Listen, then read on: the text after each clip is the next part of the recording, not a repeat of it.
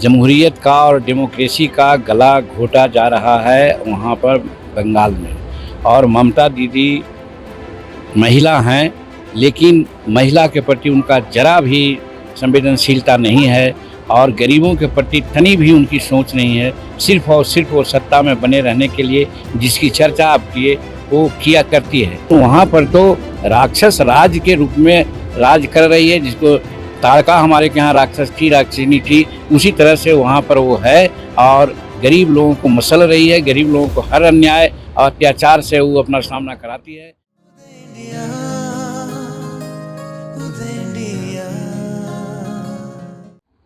नमस्कार, प्रणाम, जय हिंद। मैं हूं अनिल मिश्र और आप देख रहे हैं उदय इंडिया का डिजिटल प्लेटफॉर्म। अभी एक तिलकोत्सव में पहुंचे हुए हैं बिहार के पूर्व मुख्यमंत्री एवं गया के सांसद एवं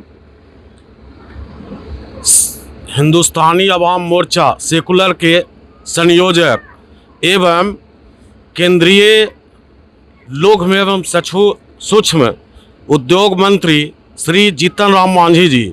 आइए इनसे कुछ बात करते हैं। उदय इंडिया के तरफ से महिला आरक्षण बिल को लेकर 3 दिनों तक संसद का सत्र हंगामे के साथ चढ़ा। इस पर मंत्री जी क्या बोलते हैं? सर प्रणाम। देखिए, एनडीए के नेता जो सर्वोच्च नेता हैं नरेंद्र भाई मोदी जी, वो भारतीय संस्कृति के अनुकूल महिलाओं को प्राथमिकता देना चाहते हैं। हमारी महिलाएं पूर्व में जब शाश्वत थी और मजबूत थी, चाहे सरस्वती माँ हो, चाहे लक्ष्मी हो, चाहे देवी दुर्गा हो, तब भारत संसार का अगुआ राष्ट्र माना जाता था। कब की जब महिलाओं की प्राथमिकता थी तब। लेकिन बीच में महिलाओं की स्थिति को लोग डमाडोल कर दिए। इसी के कारण आज भारत की स्थिति डमाडोल है। आज संसद में या विधानसभाओं में एवरेज 10 या 12% ही महिलाएं हैं और महिलाओं की जनसंख्या 50% के आसपास है।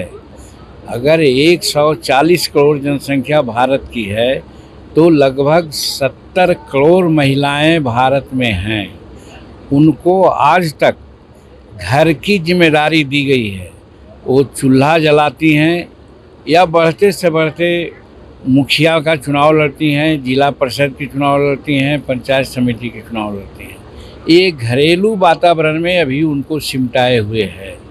इसीलिए नरेंद्र मोदी जी ने उनको राज काज में सहयोग के लिए, भागीदारी के लिए, खास करके असेंबली और पार्लियामेंट में उनकी भागीदारी बने, इसके लिए एक विधेयक उन्होंने लाया और वो विधेयक 2023 में भी पारित हो गया है। लेकिन उसको कॉन्स्टिट्यूशनल जो अमली जमा होता है वो नहीं पहनाया गया। इसी के लिए आज संविधान संशोधन की बात आई थी। और एक बात कोई होती है उससे लगे कई एक बात हो जाती है। आज महिला आरक्षण की बात हम करते हैं, उनको जब 50% आरक्षण देने की बात करते हैं तो स्वाभाविक है कि डिलिमिटेशन भी होना चाहिए, परिसीमन भी होना चाहिए। क्योंकि भारत में 127 ऐसे कंस्टिट्यूंसी है एमपी का जो 20 लाख से लेकर के 45 और 49 लाख तक है। आप जोड़ सकते हैं कि एक एमपी जो 15 से 20 लाख आबादी वाले कंस्टिट्यूंसी का रिप्रेजेंटेशन करेगा, उसको जनता से मिलने में कितनी सुविधा होगी और जनता को अपने प्रतिनिधि से मिलने में कितना सुविधा होगी। लेकिन वही अगर 45 लाख, 49 लाख, 38 लाख, 35 लाख अगर जनसंख्या वोटर हो जाते हैं तो दोनों को दिक्कत होती है। इसी दृष्टिकोण से और दूसरी बात कि लगभग 1974 के 76 के पहले तक से अभी तक डिलिमिटेशन रुका हुआ है। आखिर कितना दिन डिलिमिटेशन रुकागा? एक कंस्टिट्यूंसी का जब 1 करोड़ मतदाता होंगे तब होगा वैसा। वो एक तरह से अव्यवहारिक है। इन्हीं सब बातों को लेकर के प्रधानमंत्री जी ने महिला बिल लाया, परिसीमन करने की बात कही। एकदम उत्तम विचार था जिसमें कि महिला 30% भागीदारी होती उनकी और विधानसभाओं का और पार्लियामेंट कंस्टिट्यूंसी का सीट भी अकॉर्डिंगली बढ़ जाता, डेढ़ा होता, जो करीब करीब यहाँ 810 पार्लियामेंट्री कंस्टिट्यूंसी हो जाते। बिहार में जो हमारे अभी 242-43 हैं, ये 300 कई एक हो जाते। तो इस सब दृष्टिकोण से, प्रशासनिक दृष्टिकोण से महिला बिल को लाया गया। लेकिन ये विरोधी दल के लोग, जो हमारे नरेंद्र मोदी जी जब जब अच्छा काम करते हैं सबका विरोध उन्होंने किया है। 370 का विरोध किया, 3 तलाक का विरोध किया, उस SIR का विरोध किया, CAA का विरोध किया। जो भी प्रोग्रेसिव काम किया जा रहा है सबका वो लोग विरोध करते हैं। उन लोगों का विरोध करने का एक नियत हो गया है और उसी के तहत इन्होंने आज पाप किया है। हमारी बेटी बहू के साथ जो आज राज्य में भागीदारी उनकी होती, जिसको कि NDA के लोग नरेंद्र मोदी देना चाहते थे, वो रोक दिया इन्होंने। अब जो परिस्थिति है, ये अगर आज पास हो जाता तो 2029 का चुनाव होता, उसमें महिलाओं का सीट बढ़ा हुआ होता और 33% के आसपास हमारी महिलाएं की भागीदारी होती। अब जो पर्चा लगा दिया गया, पच्चर पड़ गया, तो अब 2034 में हमारी महिलाओं को कहीं शायद मिल जाए आरक्षण। तो जल्दी से जल्दी महिलाओं को आरक्षण देने के लिए, न्याय देने के लिए, मतदाताओं को अपने प्रतिनिधि से सुलभ मुलाकात के लिए, काम के लिए ये बिल लाया गया था। बहुत बढ़िया बिल था। इसको रोक करके विरोधी दल के और खास करके कांग्रेस वालों ने महापाप किया है। इसलिए इसका हम लोग हर जगह विरोध कर रहे हैं। विरोध मार्च आज निकला हुआ होगा पटना में, सभी राजधानियों में NDA के द्वारा विरोध मार्च किया जा रहा है। और आपके माध्यम से भी हम कहना चाहते हैं कि जनमानस में ये बात जानी चाहिए कि NDA के लोग चाहते हैं कि महिलाओं को हम बराबर का अधिकार दें। कम से कम 33% तो उनका भागीदारी होनी ही चाहिए, जो अभी मात्र 10% है।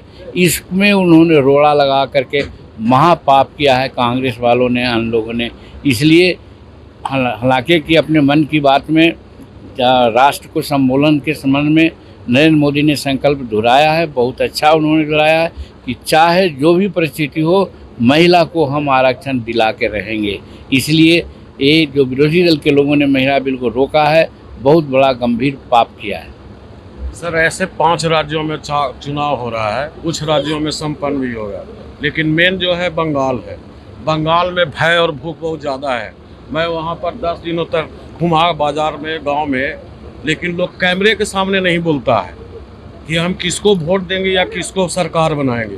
जैसा कि बिहार में जाति फैक्टर है, यहाँ पर बोलता है कोई भी जात है तो वो बोलेगा कि हम इसको देंगे, लेकिन वहाँ पे कैमरे के सामने नहीं बोलता है कि हमको देखेगा सोशल मीडिया के माध्यम से या टीवी पे तो आके जान मार देगा, व्यवसाय ख़त्म कर देगा, घर में आग लगा देगा। ये बात सही है। जमहूरियत का और डेमोक्रेसी का गला घोटा जा रहा है वहाँ पर बंगाल में। और ममता दीदी महिला हैं, लेकिन महिला के प्रति उनका जरा भी संवेदनशीलता नहीं है और गरीबों के प्रति तनी भी उनकी सोच नहीं है। सिर्फ और सिर्फ वो सत्ता में बने रहने के लिए जिसकी चर्चा आप किए वो किया करती है। और ऐसा कहीं भी डेमोक्रेसी में, दक्षिण भारत में भी चले जाइए, इस प्रकार की बात नहीं होती है। लोग वोट देता है, विरोध में भी देता है, पक्ष में देता है, फिर आपस में मिल कर के बात करता है। यही जमहूरियत की खासियत है। लेकिन वहाँ पर तो राक्षस राज के रूप में राज कर रही है, जिसको तारका हमारे के यहाँ राक्षस थी, राक्षिनी थी, उसी तरह से वहाँ पर वो है और गरीब लोगों को मसल रही है। गरीब लोगों को हर अन्याय और अत्याचार से वो अपना सामना कराती है। और कोई भी प्रतिरोध करता है तो जिसकी चर्चा आपने किया, उसको बात से नहीं, काम से नहीं, उसको एकदम जीवन से, उसको सतह से उसको बर्बाद करने का कोशिश कर करके आज वहाँ राज स्थापित करना चाहती है। लेकिन इस बार नरेंद्र मोदी जी का और अमित शाह जी का वहाँ पर ध्यान गया है। और जो आज महिला बिल की भी बात जो आई है, इसके चलते भी वहाँ 10-15% वोट हम समझते हैं कि महिला सजग हो करके ज़रूर कहेगी कि महिला हो करके महिला बिल का उन्होंने विरोध करवाई है और बंगाल को चक्की की तरफ पीस रही है जनता को। इससे उभरने के लिए वहाँ की जनता संकल्प ले लिया है, जैसा कि पता है। और अगला चुनाव जो होने वाला है 23 से आगे तक, और 4 तारीख को रिजल्ट होगा, 5 को देखिएगा कि वहाँ एनडीए की सरकार बनेगी। बहुत बहुत धन्यवाद सर।